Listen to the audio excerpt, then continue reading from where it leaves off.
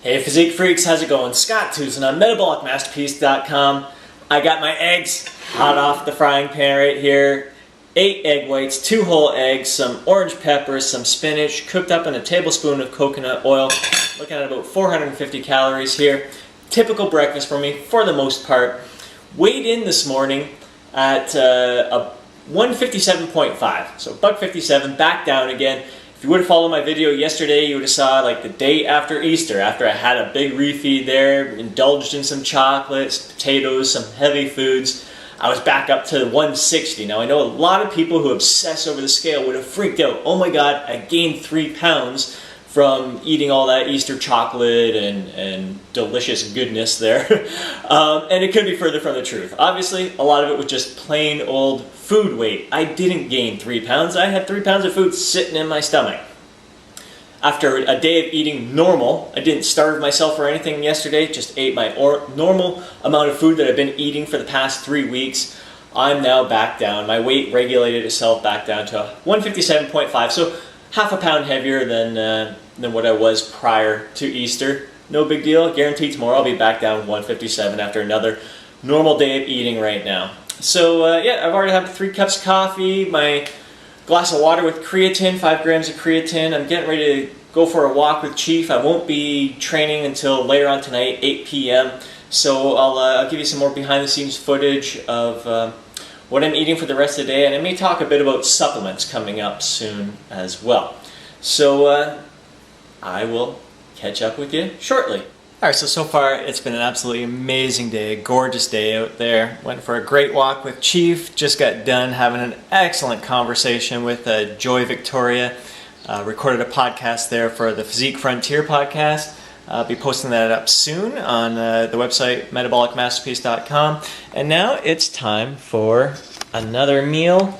So I've got filet of salmon there and some hash browns. So looking at about 400 calories, and I'll be touching base with you again soon, show you what we're having for dinner, and of course later on going to be hitting the workout, hitting the gym for a big back workout. I'll probably get in some calves and some abs as well. Charlie needs to work on his abs. He's blaming it on his winter fur coat, but hey Char, you got a little weight to lose? It's springtime. All the girl kitties are out there waiting for you. Yes, we talk to our pets like crazy freaks. Alright, so I mentioned I wanted to talk a bit about supplements today, and the reason for that is because I just got in an order of BCAAs, branched chain amino acids. This is a very controversial supplement out there. Some people swear by it, love it, absolutely love it, and other people think it's just a complete waste of money. It's been a little while since I've consumed some branched chain amino acids, and I just felt a little like experimenting, especially when I saw that it was on sale for $65. That's taxes included. So that basically works out. There's 111 servings in here. Let's say like I consume branched chain amino acids usually during my workout. I find that it does actually give me a bit of energy to kind of get through the workout, to give my best effort through the entire session, especially when I'm in a caloric deficit. So in that sense, if it does give me a little bit of energy, it's probably not the BCAAs that are benefiting me. It's my ability to do more work and better work, focused work during the session that's going to produce a little more muscle mass or maintain my muscle mass during the training sessions. But so since I consume these during my workouts only, and let's say I train 5 days a week, this will last me about 5.5 months. So it really works out to about $12 a month that I'm spending on branched chain amino acids, which really in the big picture, it's not that bad. Could I think of other ways to spend my money better? Probably. But this is just a one-time little experiment. Since I'm keeping my diet and exercise, everything the same, BCAAs is the only change that I am going to make. So I'm curious to see how my body responds to the addition of branched chain amino acids. I know other people who follow intermittent fasting and they train in a fasted state first thing in the morning. They too kind of find that consuming the branched chain amino acids gives them a bit of a bit of a boost, a bit of energy to get through that morning workout. I mean, you could just tell them, just eat food. There's other things you could eat, and that's the thing. Branched chain amino acids are in a lot of the foods that we eat, especially the proteins that we eat.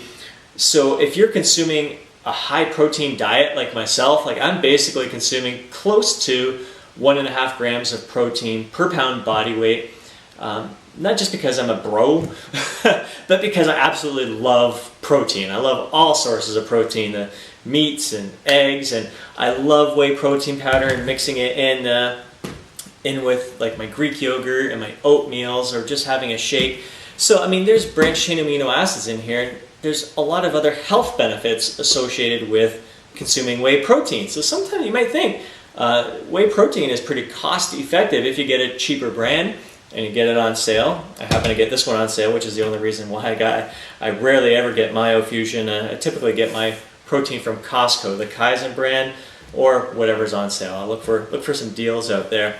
But yeah, I might be better off just getting my BCAAs through whey protein powder and getting the other health benefits associated with it.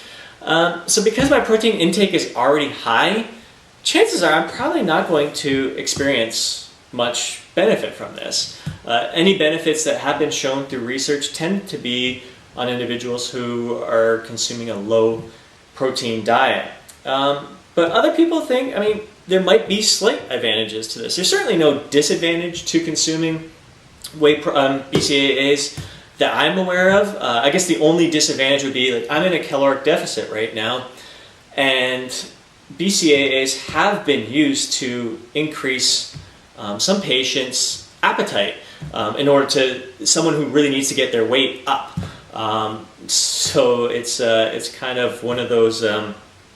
There's no negative side effects to consuming BCAAs as an appetite increaser. So it'll be interesting to see. I can't say that my appetite has ever increased before when I've consumed BCAAs. I think just about every time I've consumed them, I have been in a caloric deficit. So I'll be interesting, now that I'm aware of that research, see if that's embedded in my head. But it'll be something that I'm going to be aware of.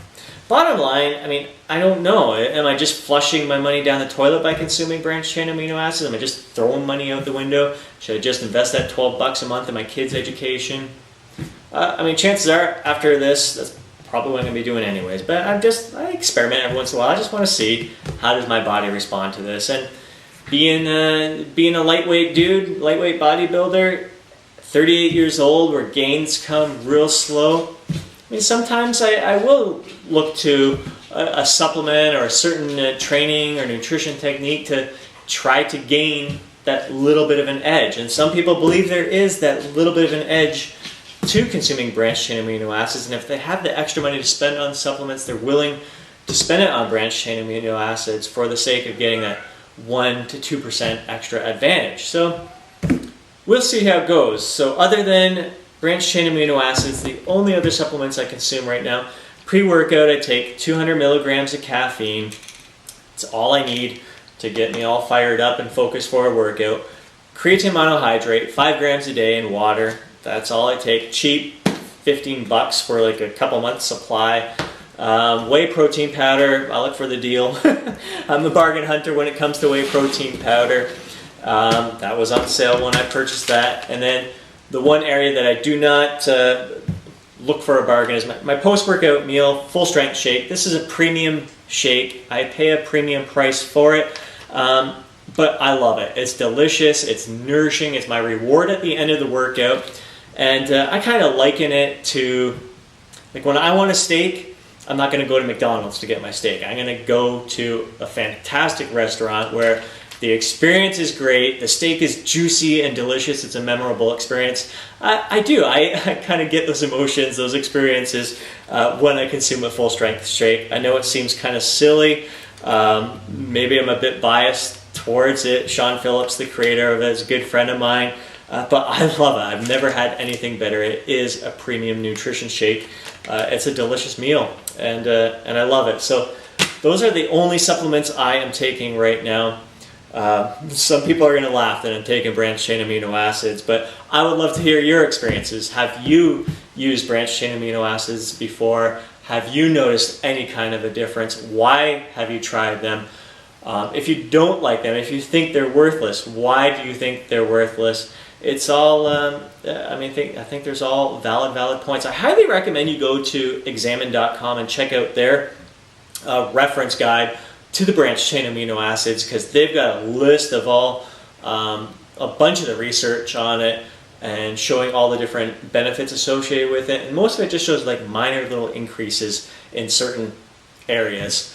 So I'm going to link to that below, because they really summarize it all very well. Basically, it kind of does say, since my protein intake is already high, I'm probably wasting my money on this, but it's a fun little experiment. Hopefully I learned from it. Hopefully you learned from it as well. I'll catch you for some more behind the scenes footage, my meals, my dinner, my late night training session, blast in the back pretty damn soon. Catch you in a bit. Alright, so for dinner I'm having some spaghetti and meatballs, and looking forward to a kick butt back workout tonight.